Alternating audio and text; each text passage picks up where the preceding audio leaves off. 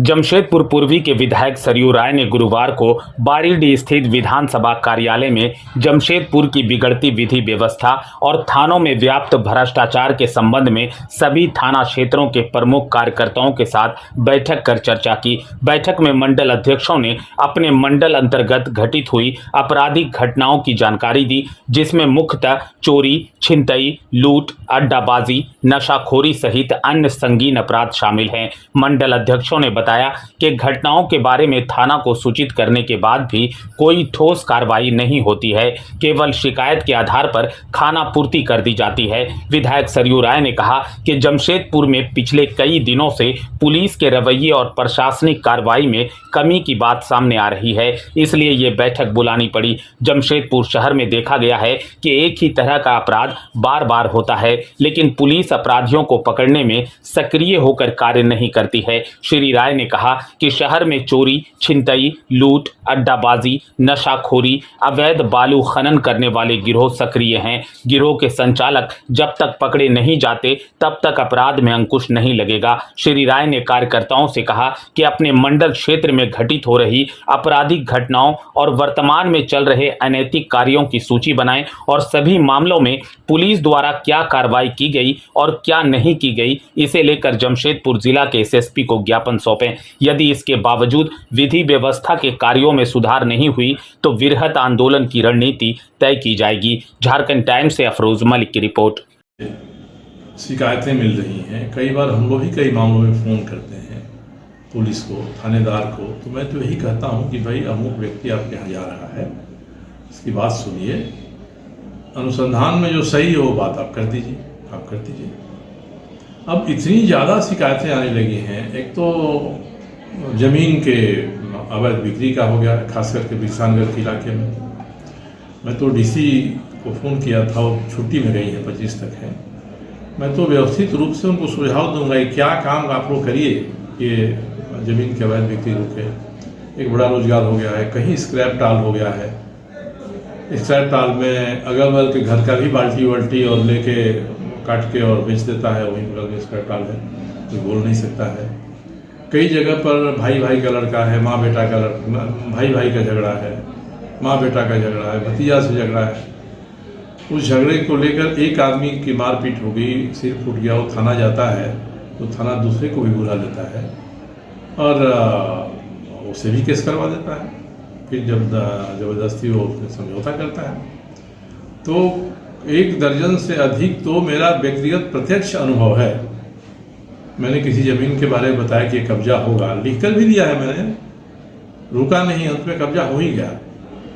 बालू घाट से अवैध बालू निकासी की बात मैं कितना दिन से कर रहा हूँ। परसों मैंने कड़े शब्द में माइनिंग अफसर से कहा, थानेदार ने कहा कि हम कार्रवाई कर रहे हैं। तो क्या होगा, इस तरह से शासन चलता रहेगा। दूसरे सबसे अधिक शिकायत आ रही है थाने में जो बड़ा बाबू का ड्राइवर है और उनका बॉडीगार्ड है, जो लोग हैं, ये सबके सब लोग पूरे थाना क्षेत्र में जासूसी करके और ऐसा अपराधी गिरोहों का पता करते हैं, उनके पक्ष में थाना में लॉबी करते हैं। अपराधी दूसरे को प्रताड़ित करता है, प्रताड़ित करने वाला आएगा साहब तो उसकी सुनवाई नहीं होगी। तो मुझे तो लगता है कि जो थानेदार बहुत दिन से जमशेदपुर में रह गए उनको आप आसपास में भेज दीजिए, बगल के जिला में भेजिए, यहाँ होनी चाहिए ये बात। दूसरा कि जो एसपी हैं, सीनियर एसपी हैं, उनको तो रात में थानों का दौरा करना चाहिए। अब देखिए साहब किस थाने ने आज की डायरी लिखी है कि नहीं लिखी है, किसमें कितना सना है, कितना FIR है।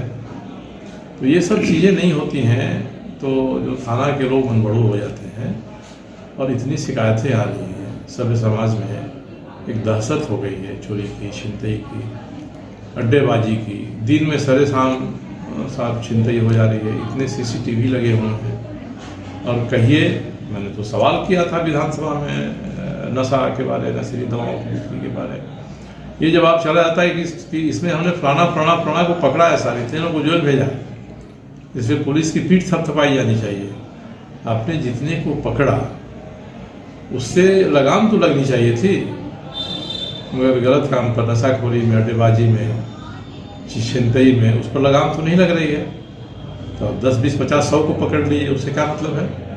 आपका काम ऐसा माहौल पैदा करना है कि लोग सुख चैन से जिए रहें।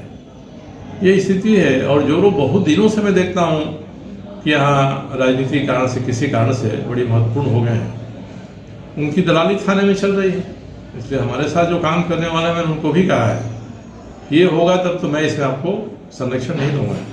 मैं तो थानेदारों को भी कहता हूँ कि हमारे नज़दीक रहने वाला कोई व्यक्ति आपको कोई गलत काम कहने के लिए कहता है तो आप सीधे हमको बताइए, साहब फलाना आदमी आपका आया है।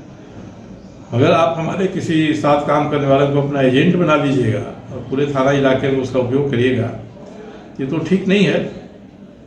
हम केवल थाना पर ही आरोप नहीं लगाते हैं, बल्कि राजनीतिक दल के लोग हैं। एक तो पीस कमेटियां हैं, एक पीस कमेटियां ये थाने में अपराध बढ़ने का बड़ा कारण हो गई हैं। थानेदार अपने से पीस कमेटी बना देते हैं। सब पीस कमेटी में जो है जरा एक बार उनकी तो शिनाख्त करें डीसी और एसपी। ये बातें होंगी तब थोड़ा लगाम लगेगा। माहौल बनना चाहिए कि भाई हम कोई गलत काम करेंगे तो पकड़े जाएंगे। उल्टा ही हो गया है, हम गलत काम करेंगे थाने में सेटिंग करेंगे छूट जाएंगे। और कहाँ कहाँ कोई अपराध हो रहा है उसकी सूचना अपराध रोकने के लिए नहीं मिल रही है, बल्कि जो अपराध कर रहा है उसको दबाव में लेकर उससे भी कुछ हिस्सेदारी लेने के लिए हो रही है। ये होगा तब तो बड़ी मुश्किल है कि थाना का मतलब क्या रह जाएगा, प्रशासन का मतलब क्या रह जाएगा। इसलिए मैंने आज इन लोगों की बैठक बुलाई है। सबका विचार मैंने जाना है। जो विचार आए हैं सीनियर एसपी को लोग 2-3 दिन के बाद एक मेमोरेंडम देंगे और फिर हम इंतजार करेंगे क्या होता है। इसलिए पुलिस प्रशासन अपनी उपलब्धियां कुछ लोगों को पकड़ के दिखाना चाहेगा सरकार में, तो इसका कोई महत्व नहीं है जब तक कि ऐसे कामों से स्थिति नहीं सुधरती है। अपराध की स्थिति सुधरेगी नहीं, छिनतई की चोरी की सुधरेगी नहीं, नशाखोरी की स्थिति सुधरेगी नहीं। और आप साहब कहिएगा कि हम इतने लोगों को पकड़ लिए हैं, इतने लोगों को पकड़े तो कार्रवाई कर रहे हैं। तो ये माहौल बना है ना, इस माहौल को बदलना है। हम केवल अपने ही चुनाव क्षेत्र की बात नहीं कर रहे हैं, पूर्वी पश्चिमी जूसलाई सबके लोग आए थे ना। मैं सभी जगह के लिए बात कर रहा हूँ। पुलिस को अपनी भूमिका समझनी होगी। दूसरा कि 2 लोगों में झारखंड टाइम्स के साथ जुड़ने के लिए हमारे Facebook page Jharkhand times .live को लाइक करें। साथ ही साथ हमारे ऐप झारखंड टाइम्स को गूगल प्ले स्टोर से इंस्टॉल करना बिल्कुल न भूलें।